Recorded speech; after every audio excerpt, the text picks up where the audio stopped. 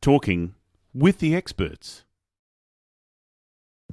Hello and welcome to Talking with the Experts. My name's Rose Davidson from rosedavidson.com, and Talking with the Experts is about all things business by business owners for business owners, and you can find it on all good podcasting streams and on YouTube. And today my guest is Reid, and he's called the coolest guy in SEO. So there we go, we'll find out why he's the coolest guy. Some people start their businesses because of passion, and some start businesses because it seems like the next path, and others, they seem to fall into business ownership and develop a passion for the mature as they go. That's what happened to Kris, the coolest guy in SEO, which is search engine optimization, and the founder of Ada SEO, a company that helps businesses improve their SEO rankings through backlinks, keyword optimization, content, and more. But Kris didn't get to be a leader in the SEO industry by luck. In fact, business books and resources played a large part in Kris's success story. So I'd like to introduce you to Kris, and he can tell you a little bit more about his business journey and how he deals with the SEO. Hey, Rose. Welcome, thank you very much for having me. And I tell you, there has never been a better time to work online, right? You know, it's normally just that have freedom. I mean, you're all the way down in Hobart, and I'm all the way, in the Northern Hemisphere in Saigon and Vietnam. And especially during this trying time of COVID, working online, it's amazing. So I'm very lucky that I fell into this world. Yeah, no, it's I think for all the trials and tribulations of 2020, I think the digital world is the way to go now. We've actually discovered something that was right under our noses in the first place, but never used. Yeah, that's right, for sure. And it sucks that so many people had a really tough last year, 2020. But I tell you, we had our bumper year of growth. We never grew any faster, and 2021 and setting to eclipse that. It's just more valuable. I mean, you see how rich Bezos got. Amazon's ridiculous growth. That's the power of having a valuable website, and it's only going to get more so. The internet of 10 years from now is going to make us look like 10 years ago, Facebook was barely a thing, a little bit before that, Google was barely a thing, so it's in 10 years time, who knows what it's going to be like. But yes. I can tell you, having a digital asset is only going to be worth a hell of a lot more than it is today.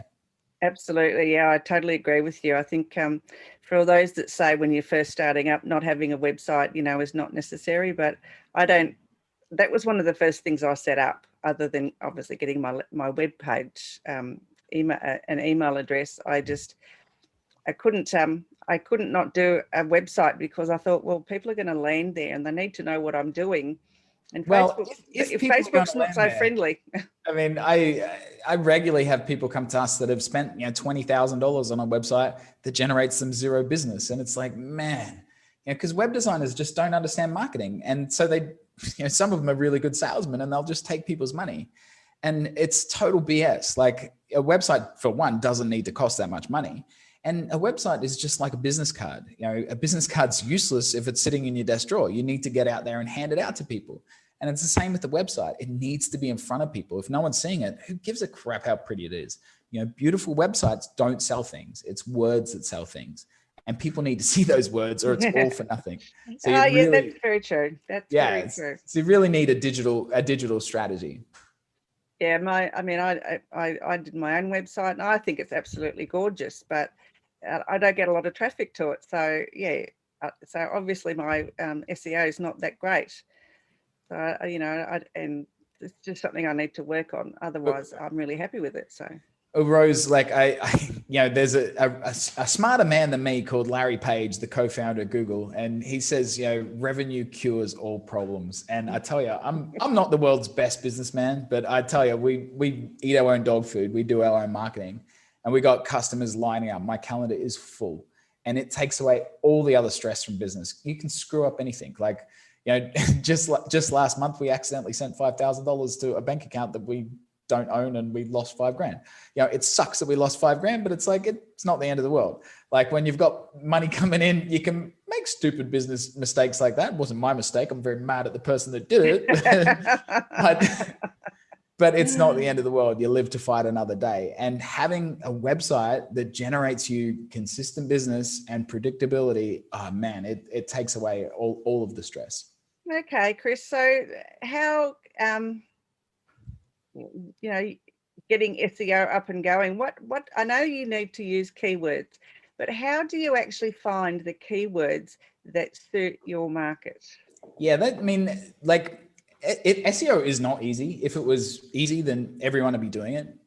But like all forms of digital marketing are great, right? Like, whether it's Facebook ads or Google ads, they all beat the crap out of any other old school form of marketing. Like you imagine how much it costs to put on an ad at the Super Bowl. It's ridiculous. And how do you measure the return on that investment? It's impossible.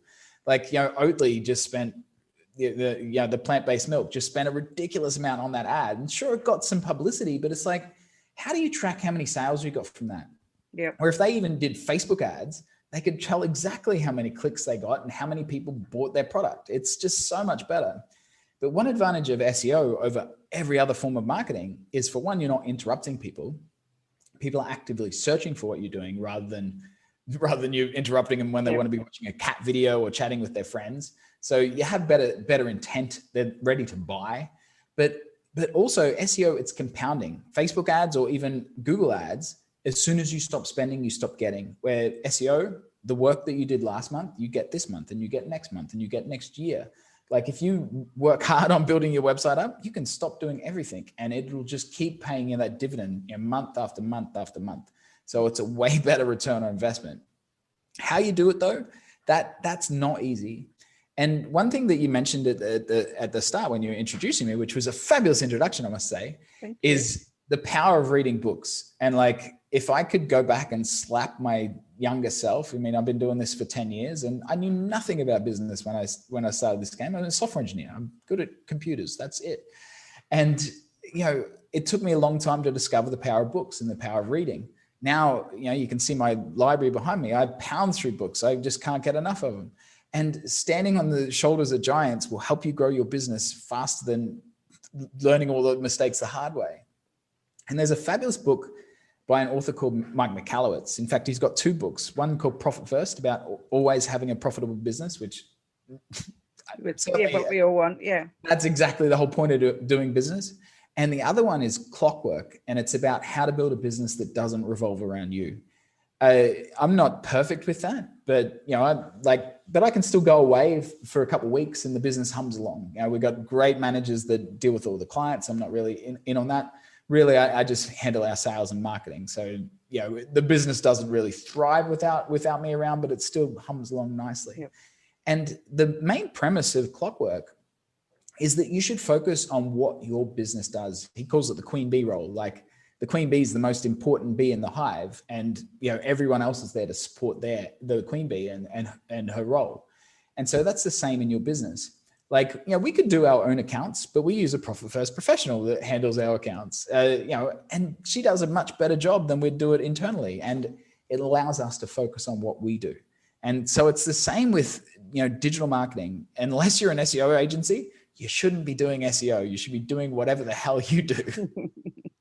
Absolutely. Yeah. Because I suck at it. I talk the talk, but I suck at it compared to our guys. Like I go in the office and they're all nerding out. I'm like, man, what? Yeah, I'm years behind. It's anything that's hard to do. Like you have to be an expert. You have to do it every day. Like it's super valuable. Like if it was easy to do, then just everyone would do it and then it wouldn't be valuable again. Yeah, that's very true. Very true. Okay, so digital marketing, what are the pros? And there's no cons about digital marketing nowadays, but how can people get better ROI on their digital marketing? Yeah, so let's kind of go back to your first question that I segued away from. But what you mentioned was keywords, and they are super important. This is the bit that web designers suck at because they don't understand. Before you do anything with a website, before you do a podcast, before you write content, before you do anything, you should understand what your customers are searching for in what search volume, and you need to do keyword research. And that in itself is a whole rabbit hole. So I won't go down that too fast, but you need to know what they're searching for in what search volume. And that's how you structure everything. So if you think about like URL structure, like Amazon, right? It's amazon.com/movies/music/fashion. Then under fashion, you got men's and women's, and then the subcategories of all that. That's how your structure should be, that, so that your fashion page is more important than your men's fashion page, which is more important than the trouser page, and then that dictates how you write your content as well. But, that's only one part of the puzzle. Because one of the big issues with the internet is anyone can write any crap they want. And so how does Google know if it's true or not, right? Google not only wants to have a fast search results, they want to make sure that it's accurate and that you have a really good user experience.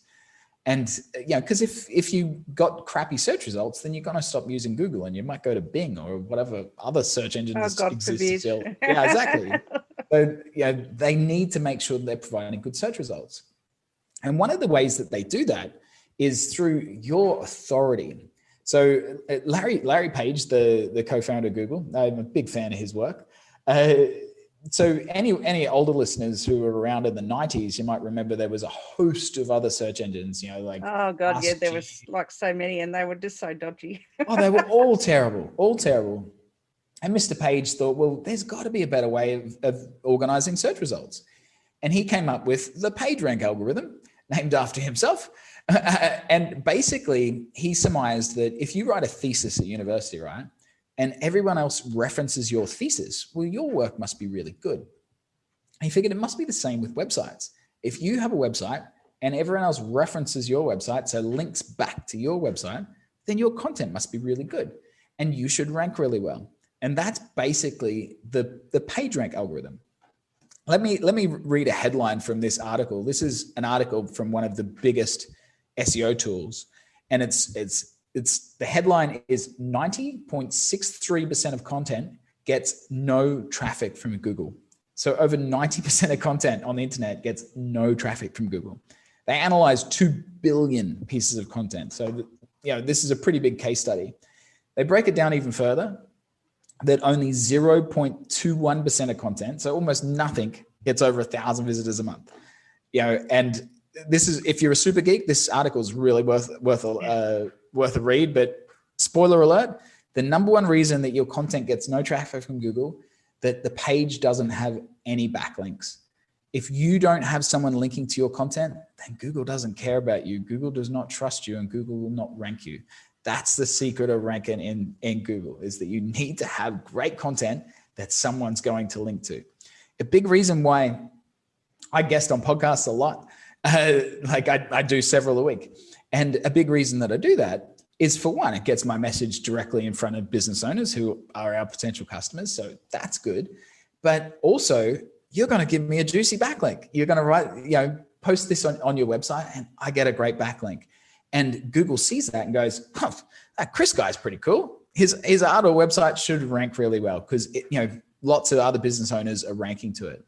And the reason that works so well is because you can't game the system, right? Like, I have to take time out of my day. I have to speak to you. Not that it's the worst job in the world, but it takes time to develop that content, and it takes time to get that backlink and build up your authority.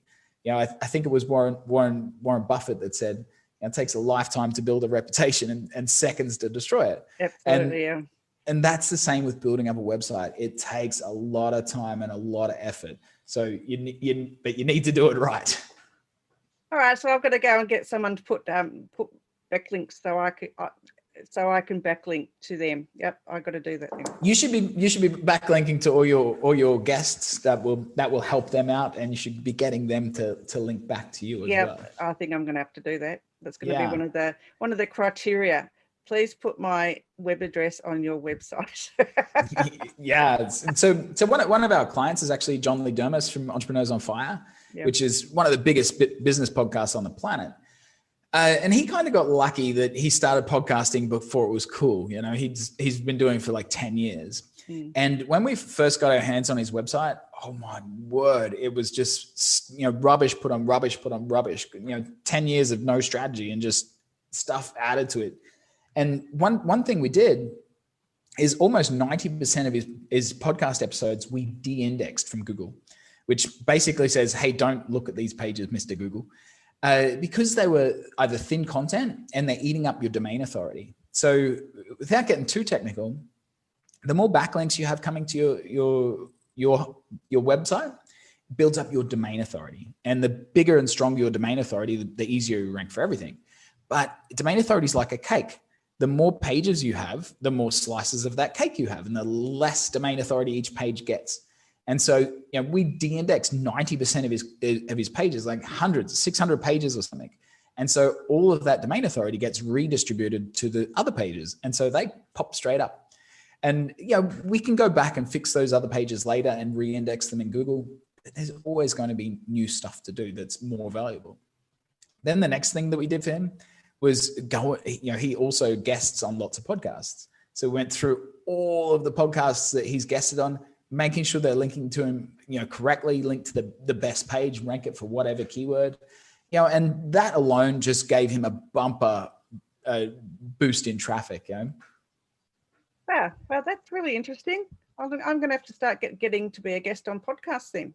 Yeah, it's a really valuable way. It's the best way that we grow our business. Like for one, that you get your message in front of your ideal customer, but getting those backlinks just really helps you rank your website. Yeah, that's because I've downloaded something about backlinks. I must confess I haven't read it yet, and I thought it was a bit of just interesting reading, but how you've explained it makes a heap of sense. It's critical. You can't rank a website without them, because you can spend all day long making content, and if no one links to it, Google's going to go, I don't know, maybe it's crap. Why should I link to it? This person's got no authority.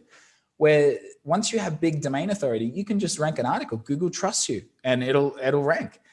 Like it's really hard starting out building your reputation with Google, but once Google trusts you, then you can just keep making content and you'll keep ranking really well.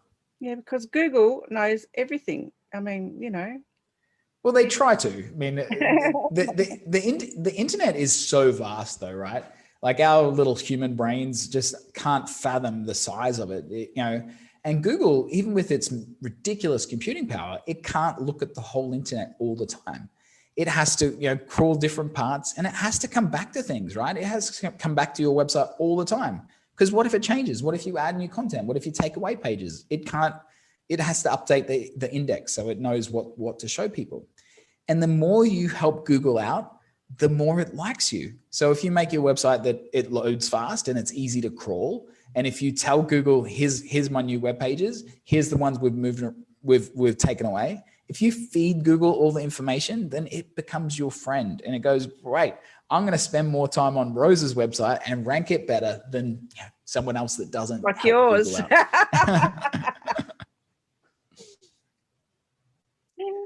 Wow. So, Kris, where can people find you? So there's a few different ways. You can go to Mr. Google and you can type in the coolest guy in SEO. And I tell you, if you don't see my pretty face, then Google is broken. But another thing you can do is go to our website, which is Ardor SEO.